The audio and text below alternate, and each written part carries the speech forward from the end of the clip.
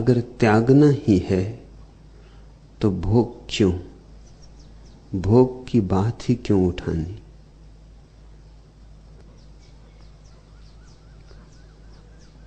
जीवन विरोधों से निर्मित है। यहां रात नहीं हो सकती दिन के बिना, और जीवन नहीं हो सकता मृत्यु के बिना। जीवन द्वंद्व है, जीवन द्वैत है। द्वैत के बीच जो तनाव है वही जीवन का आधार है। इसलिए जो द्वंद्वातीत हो गया फिर उसका कोई जीवन नहीं, फिर उसका कोई आवागमन नहीं। त्याग और भोग इसी द्वंद्व का एक अंतरतम पहलू है, एक आंतरिक जगत इसी दुई का, इसी द्वंद्व का। अगर भोगा नहीं तो त्याग का तो अर्थ भी समझ में ना आएगा। त्याग में अर्थ ही क्या है? भोग का अनुभव ही त्याग में अर्थ डालता है। जिसने अंधेरा नहीं देखा वह रोशनी को पहचान सकेगा? लाख बरसती रहे रोशनी सूरज से और चांद से और तारों से, मगर जिसने अंधेरा नहीं देखा उससे रोशनी का कुछ पता ही ना चलेगा।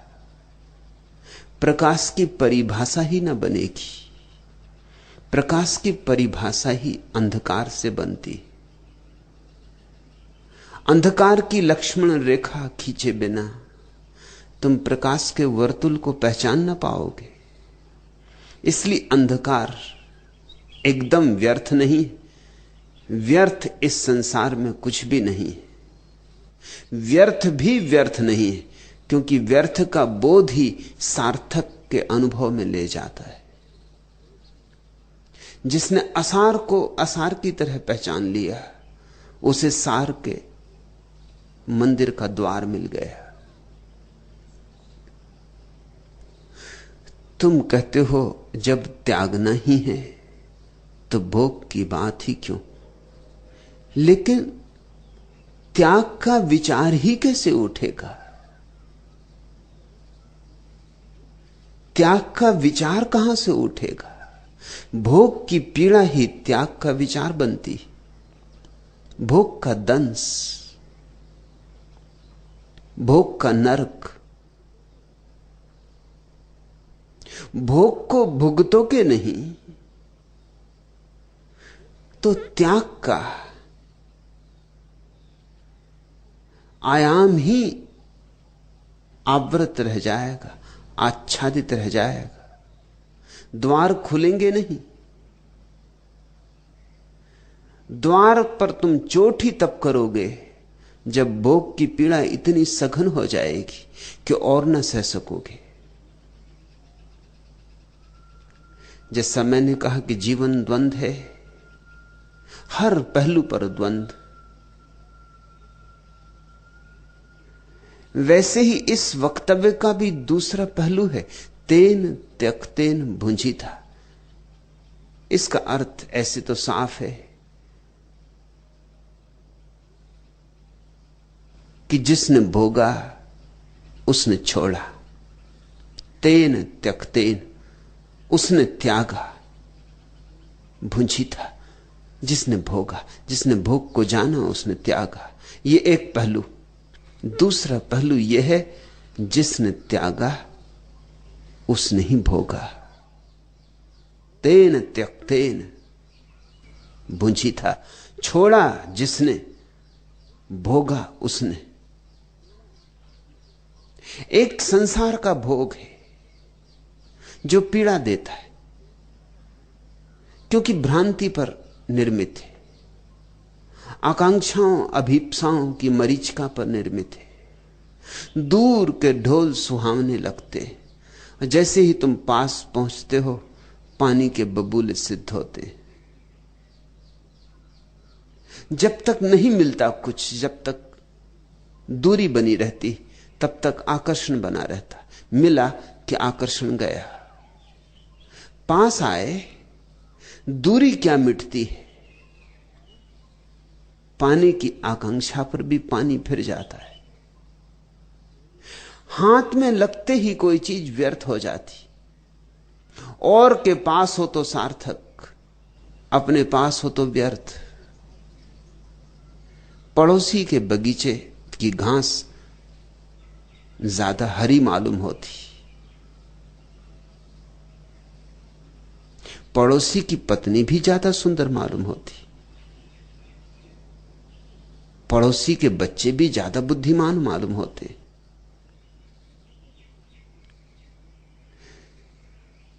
निकटता से देखोगे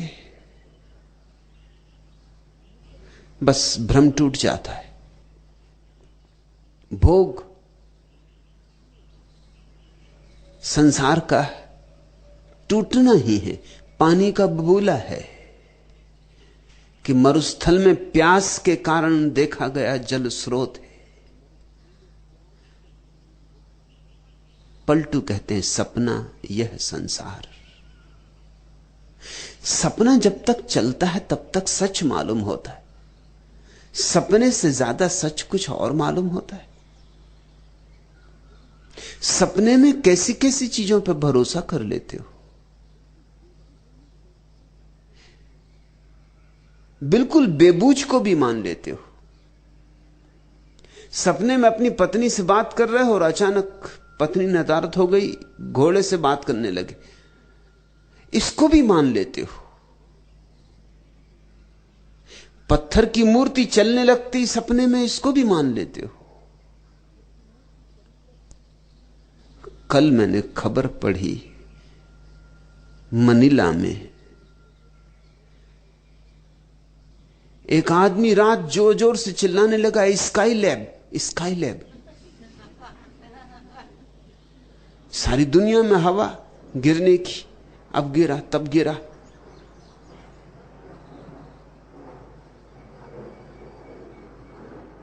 अब तो गिर भी गया, ये गिरने के पहले की बात है। अब तो गिर गया समुंदर में। यह आदमी अपने बिस्तर में चिल्लाने लगा, स्काई लैब, स्काई लैब। घर के लोगों ने समझा कि मजाक कर रहा है, होगा मजाकी स्वभाव का, लेकिन वो सच में ही सपना देख रहा था, एक दुख स्वप्न देख रहा था कि स्काई लैब गिरा। और घबराहट उसे इतनी हुई कि उसका हार्ट फेल हो गया। न कहीं कोई स्काई लैब, न कहीं कुछ गिरा भी, और वह आदमी मर भी गया। वो सपने से जाग ही ना सका।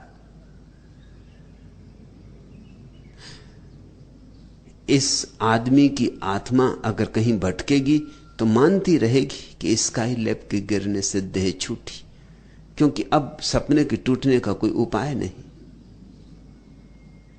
और जिसके कारण देह छूट गई हो वो असत्य हो सकता है?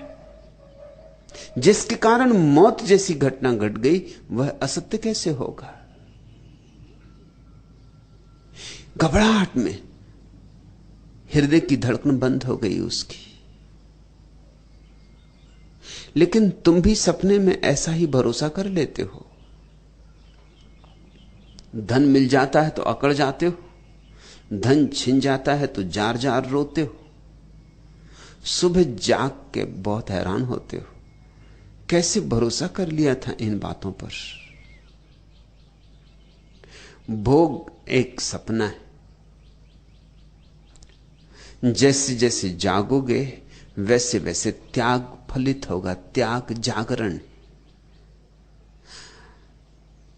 अगर संसार सपना है तो परमात्मा जागरण है।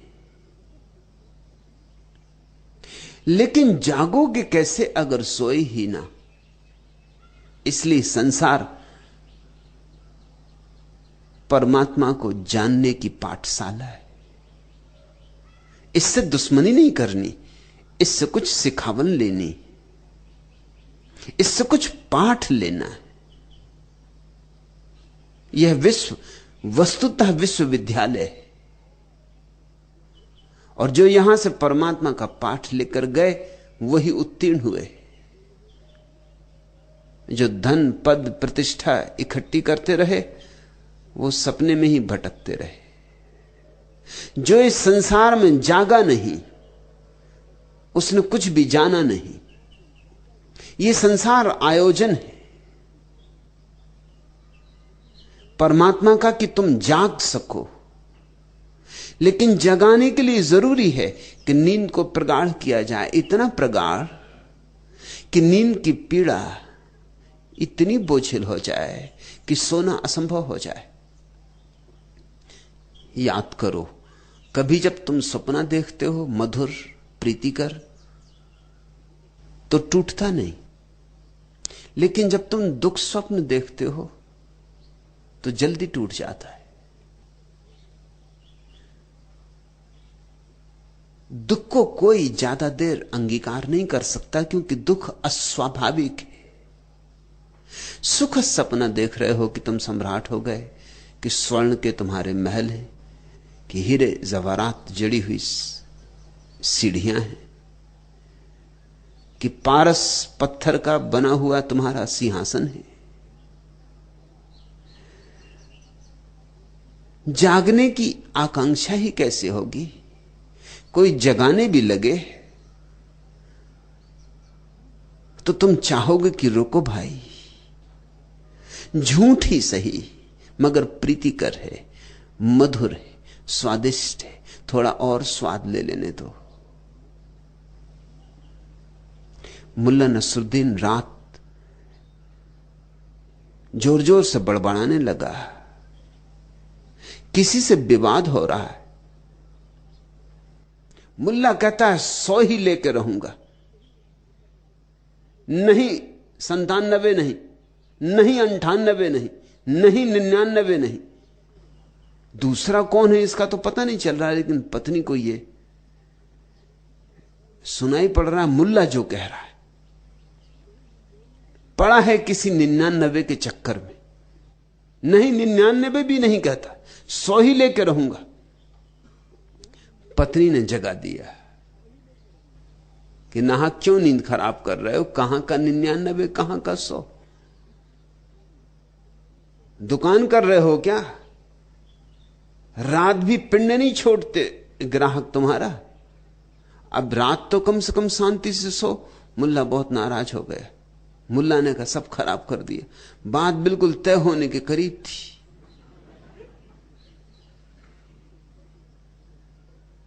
अब बीच में मत बोलना। आंख बंद कर ली और बोला कि हां भाई वापस लौट आओ। मगर अब कौन वापस लौटे? बहुत करवट ली, बाएं लेटा दाएं लेटा, फिर पत्नी पे टूट पड़ा। कहा तू भी कोई जगाने का समय होता है, हर बात का समय होता है। जरा रुक जाती 100 पर बात टिकी जाती थी। एक देवदूत प्रकट हुआ था और कह रहा था मांग ले, क्या मांगता है? तो उस समय 100 रुपये मांग रहा था, वो भी कंजूस पक्का था। 1 से शुरू किया, किसी तरह 99 तक राजी हुआ था। बस अब एक की बात और रह गई, जरा सी बात।